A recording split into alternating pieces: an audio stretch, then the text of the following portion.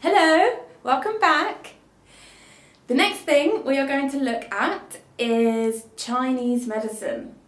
So we have done the first layer of the body, which would be the physical body, where we've looked at the fascia, we've integrated some tension and compression.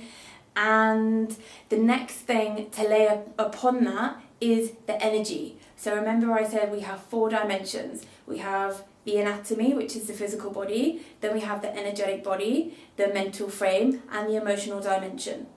So we've done the anatomy, and now we'll go on to the energy. The next thing in Yin Yoga is to take ourselves from the physical body into the energetic frame, and this is used by understanding the fundamental basics of Chinese medicine, which is Qi. Qi is prana, energy, vital life force, ki, spirit. Whichever terminology resonates with you, take that terminology. Qi is flowing throughout the body. Every part of the body has some level of qi that flows to it.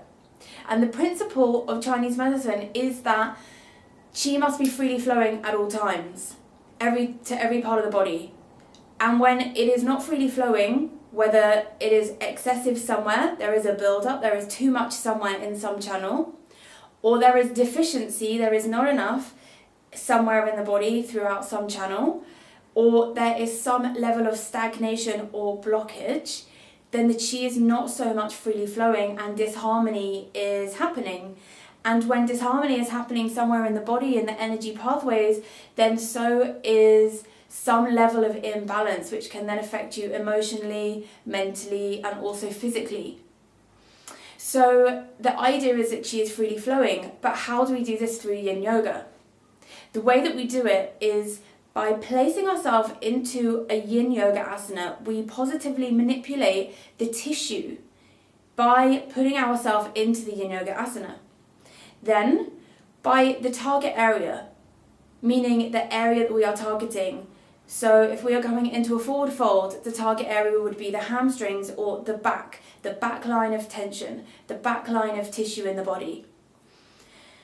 By opening up and manipulating these parts of the body, so this target area, we are taking the fascial adhesion and hopefully opening it, allowing it to become more spacious, opening it like this over time with patience, with the edge of comfort.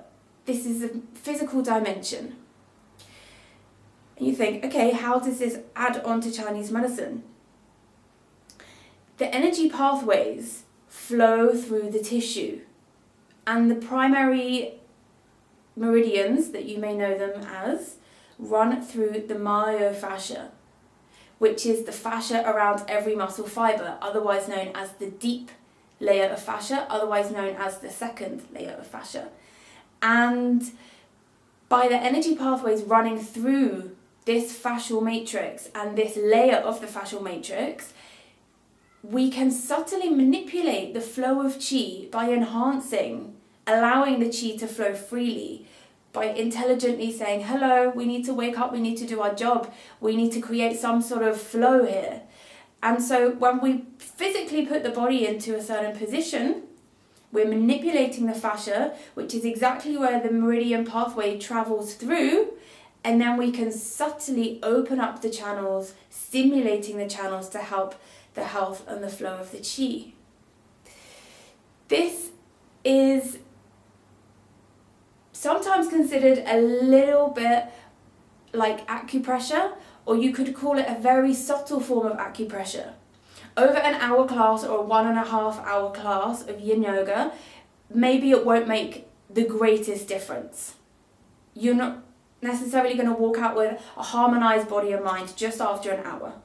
However, layer upon layer we build, class after class we build, week after week we build the practice, we build the mental frame, the energetic dimension, and the physical body, all to be harmonized together. So this is how we integrate the basics of Chinese medicine and the 5 elements and Taoism into the modern style of Yin Yoga And this is just one of the things that we are going to look at when we go into the second week, which is the second module, which is incorporating Chinese medicine and the energetic dimension and what else that means for you, your body and your mind in yin yoga and yoga as a whole. So the next time that you go into a yoga class, whether it be yin or yang, I would like you to see if you can invite your intention and your attention, awareness and your mind to anything that you can feel beyond the physical body. So you might start feeling some sensation somewhere, some tingling. You don't need to be able to put a name to it. Naming is not necessary. Can you feel it? Where is it? And how does it feel? It doesn't matter what it is. No judgment, no labeling is needed. But how can you feel and what can you feel? Maybe even only for a split second, maybe for the whole class. Write it down, put it in your notebook. Try not to allow it to rob the attention completely, looking for these sensations. We're not trying to look for the sensation. Just see if you become aware of them. You might surprise yourself. Write it down. When you come to the course and we meet in person, we'll discuss everything that everybody has been feeling. And I look forward to discovering some of your experiences and sharing with you some of my experiences. Thank you. See you soon.